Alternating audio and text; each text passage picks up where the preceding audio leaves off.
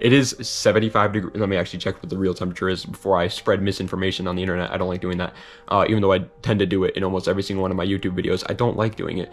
It is, no, okay, it's 65 degrees, but I'm in a room with all the windows closed, and I'm the only one in here, and the door's been closed, and I'm steaming. It is hot, okay? And I'm also not used to this weather, because it's end of October, and I'm a Connecticut citizen. Okay, this is insane. I'm so hot, guys. But today's video is going to be the top 20. Almost said 10. Top 20 best drift cars that you can find for less than $10,000. I want to make this something really clear though. A lot of these cars you can find them for less than 5K. The first original list was going to be the top 10 best cars under $5,000, but then there was a couple of cars I really wanted to like include in the list, but you couldn't quite find them under 5K. And so I was like, you know what? I'll make a 20 car list, have the majority of them be under 5K, but then have a couple of them that I really wanted to talk about be under 10K just so I can talk about them, you know. So there's 20 of these cars.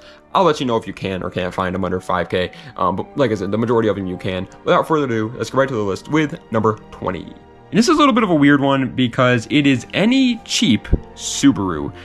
Hear me out. Obviously, Subaru, as we all know, are all-wheel drive. And since this is also any Subaru, I'm not going to go over the motor for this one. Usually I tell you the motor and the horsepower and the drivetrain and stuff like that. But since we're talking about just Subaru in general, I'm not going to do that. But either way, yeah, obviously most of the time they're all-wheel drive. However, it's very, very easy to swap a all-wheel drive Subaru, especially in early like 2000s one, to rear-wheel drive if you want to do that. And since drift tax is so much money, Subarus are like becoming one of the last options if you want like a really, really cheap drift car. I'm talking like $1,000 to $2,000 drift car. It is honestly really not a bad idea if you aren't afraid of getting your hands a little dirty. Coming in at the number 19 spot is a little bit of a weird one, and that's the reason why it's here at the number 19 spot. The BMW 335i E90, specifically the E90, not the E92, because you can find an E90 for much cheaper than you can find an E92. But whenever I think of the 335i E9Xs, I don't think of them as drift cars yet because they're kind of still like pricey, you know, they're kind of still up there in price, and so a lot of people aren't drifting them, but they are good drift cars if you can afford it. They come with a 3-liter twin-turbo inline 6 making 300 horsepower, and they are rear-wheel drive, or you can get an all-wheel drive one, but if you're going to drift it, that makes absolutely no sense to me. Either way, like I said, these are incredible cars. The N54, yes, is unreliable, but you're not going to be driving this thing as a daily driver if it's a drift car, so who cares about the reliability? And the motor makes enough power stock to drift, but it's a very good motor for tuning as well. It is just a little bit pricey. Like, this is one of the ones that you might not be able to find under 5K. 18th place, however, is going to go to the Hyundai Genesis Coupe, a very underrated drift car here in America, but over in freaking South Korea, dude, they are sliding these things.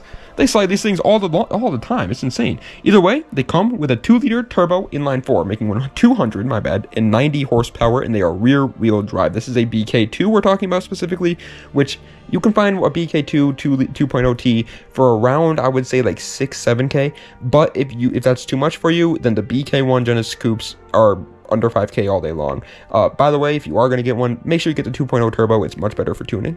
17th place is like the JDM car. People love these things. People drift them all the time. The Toyota Mark II JZX90. Yeah, man.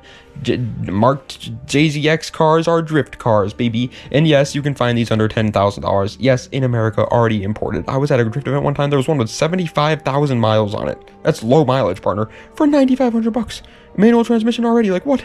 Anyway, the car comes with a 2.5-liter inline 6 making 200 horsepower, and it is rear-wheel drive. This is not a, 1JZ powered or a 2JZ GTE powered Mark II.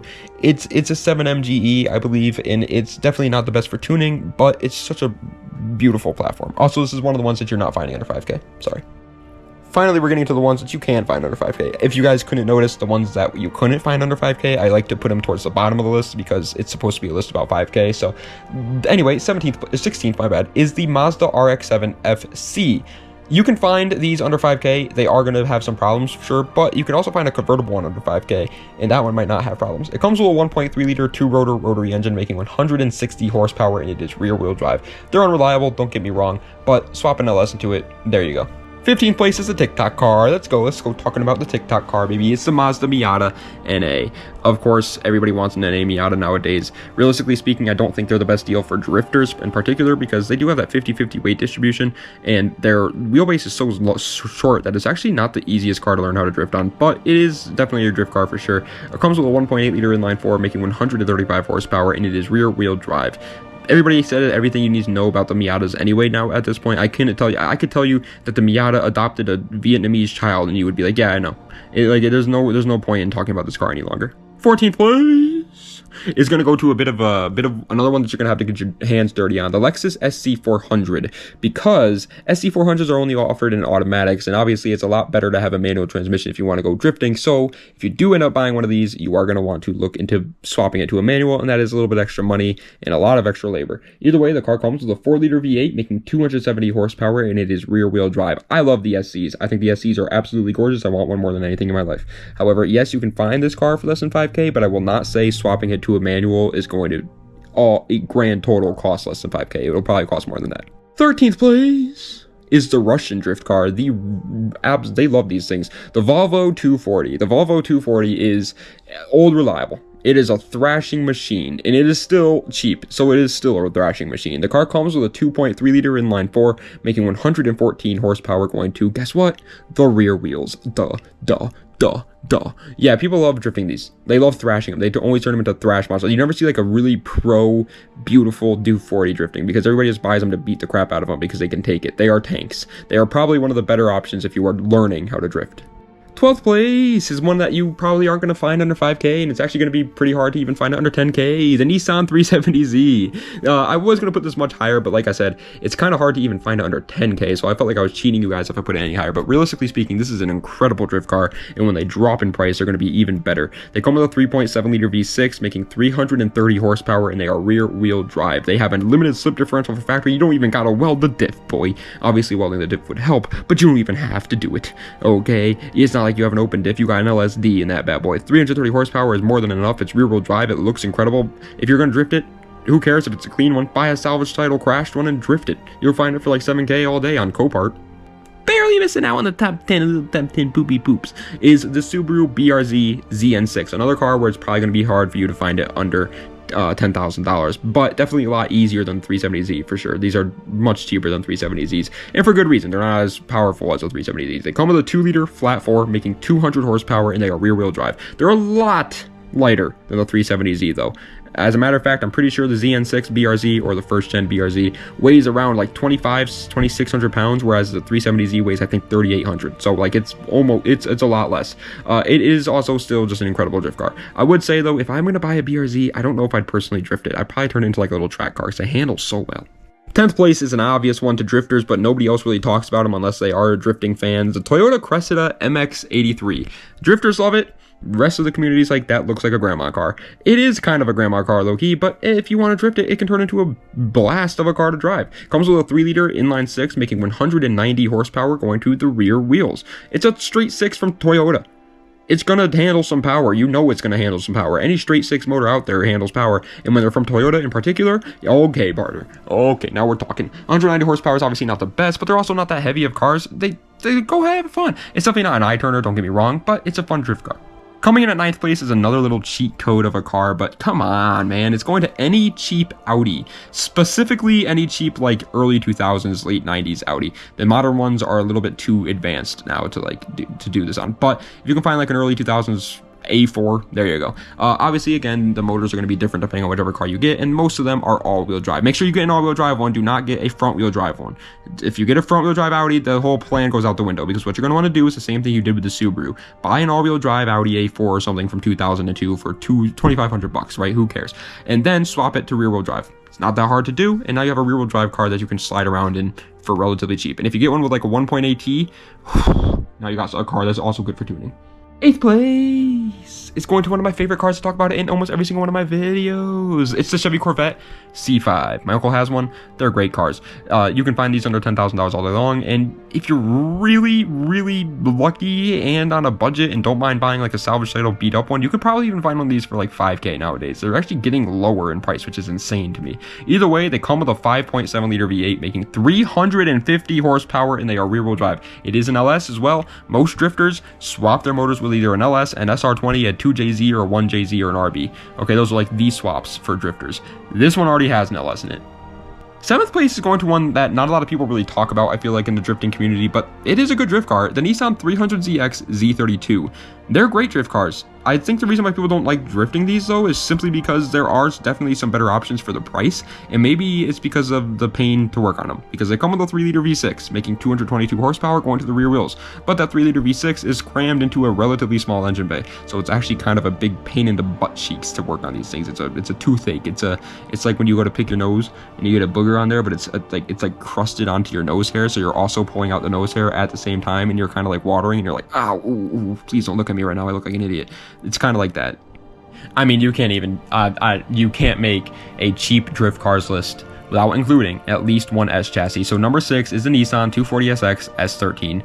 Comes with a 2.4 liter inline 4, making 145 horsepower going to the rear wheels. It's a KA24DE. It's not the best motor out there, but for some reason people in the drifting community tend to think it is. I think the reason why they think it is because the car that it's in is so freaking lightweight that even 250 horsepower to this car is actually a good amount. I would recommend just skipping modifying your KA and just going with something better. But like I said, a lot of drifters do tend to like these motors, so maybe there's something I'm missing. Either way, the S13 is probably the most popular drift car of all time, and there's a reason for it. Is it overpriced? Absolutely. There's no arguing that. In my opinion, it's not worth the money at all anymore, but it is still a good drift car. Fifth place is going to the German S13. It's the BMW 328i E36. Between the S13 and the E36, there is pretty much only like these are top five drift cars in the world, E36 and S13, and for good reason. Again, this car comes with a 2.8 liter inline 6 making 190 horsepower, and it is rear wheel drive. The motor is slightly better for making power than the KA that we just talked about, but the car is also slightly heavier. The car also does come with slightly more power from the factory, however, but it's also slightly more unreliable. It's kind of really a weird mixed bag. It's kind of like pick it and choose it, but realistically speaking, an E36 in my opinion is just a slightly better deal in every single way. It is still definitely getting overpriced, and to find like a 328i E36 coupe with a manual from factory in good condition nowadays, yeah, it's not going to be under 5K, man. Coming in at 4th place is one that's starting to rise up a little bit, and I think it deserves so much more praise because it's the Ford Mustang GT New Edge. A lot of the big problems with these big muscle cars in drifting is they don't want them to be that big. Drifters like lightweight cars. They don't like these big boats drifting around. It's not fun, and it doesn't handle that well. Well, the Mustang GT New Edges were like very lightweight muscle cars for their especially for their time, and they have good motors that can build some decent power if you put your mind to it.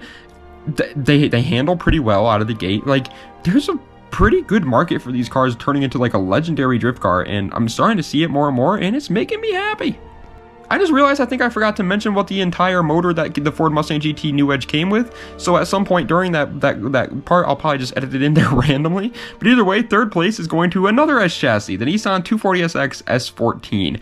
It is honestly, in my opinion, just a better deal than an S13 right now. They come with pretty much the same motor, a 2.4 liter inline 4 making 155 horsepower going to the rear wheels. They increase on the horsepower a little bit there, but not by enough to make it super significant. So why did I put it higher than the S13? Well, realistically speaking, dude, you can find an S13 for right around the same price as an S14 nowadays, and honestly, what's the point? I mean, unless you like the S13's looks that much better, I would much rather own an S14 than an S13. So that's why I put it higher. I do think it's just a better S chassis right now. Coming in at 2nd place is honestly the exact same thing that I just talked about, but this time with BMW 3 Series, because it's the BMW 330ci E46. It is, in my opinion, just a better E36. I don't really understand why, for the price that you can find an E36 for and an E46 for, why people are still buying the E36. I think the E46 is just a better option in every way. They come with a 3 liter inline 6 making 225 horsepower, and they are rear wheel drive. That is more power out of the gate than the E36 by quite a good bit, and it's a much better motor to actually build than the E36's motor as well. It is slightly heavier again, but it's not heavy enough to make it a big deal. They are incredible drift cars. People love E46s. Go buy one. Honorable mention because I wanted to include them, but I didn't think they did. I already realistically had like pretty much these exact cars on the list, but just different bodies. It's the Infinity G35 and G37. They both come with so the G35 comes with a 3.5 liter V6, and it makes around 286 horsepower going to the rear wheels. So the G37 comes with the same motor that the 370Z has, a 3.7 liter V6 making 330 horsepower going to the rear wheels. Same thing as Z's, and so I didn't want to include them on the main list. And on top of that, unfortunately, G's are getting a really bad rep recently because a lot of takeover kids are buying them, and it gives a bad rep to the VQ owners. But if you're not going to do that, then they truly are good cars. Like I know we all hate takeover kids, okay? But try and be honest with yourself here. Yes, G cars are good drift cars right now. But first place is the reason why I didn't want to include the G35 on the main list, because it's literally the same car as this, but I think this car is just better.